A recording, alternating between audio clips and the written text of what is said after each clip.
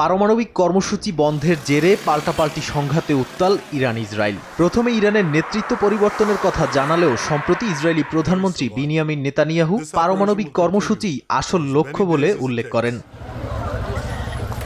ইরানের সঙ্গে তুমুল দ্বন্দ্বের মধ্যে এবার পাকিস্তানের পরমাণু কর্মসূচির ওপর নজর পড়ল ইসরায়েলের।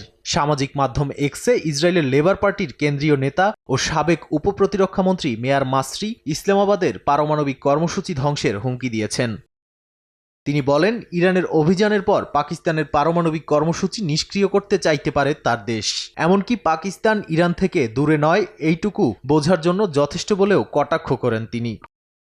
মাসরির এই মন্তব্য সোশ্যাল মিডিয়ায় দ্রুত ছড়িয়ে পড়ে। পাকিস্তানের পক্ষ থেকে কড়া প্রতিক্রিয়া আসতে সময় লাগেনি। অনেক ব্যবহারকারী তাকে ট্রল করেন। পাকিস্তানের কূটনৈতিক স্তর থেকেও এসেছে কঠোর বার্তা। উপপ্রধানমন্ত্রী ও পররাষ্ট্রমন্ত্রী ইসহাক দার ইসরায়েলকে পাকিস্তানের দিকে চোখ তুলে না তাকাতে নিষেধ করে বলেন, তারা প্রস্তুত ও ঐক্যবদ্ধ। কালার এক্সপার্ট, জর্জ স্যাপ এবং মাইল্ড অন হ্যান্ডস টেকনোলজি সমৃদ্ধ অরিক্স ক্রিস্টাল ওয়াশ আপনার লন্ড্রি এক্সপার্ট। মধ্যপ্রাচ্য যখন যুদ্ধের আগুনে জ্বলছে, তখন পাকিস্তানকেও জড়িয়ে ফেলার চেষ্টায় উদ্বেগ বাড়ছে আন্তর্জাতিক মহলে। তবে ইসলামাবাদের কঠোর বার্তা আগ্রাসনের জবাব হবে শক্তিশালী ও ঐক্যবদ্ধভাবে। নাদিম মারজান, সময় সংবাদ।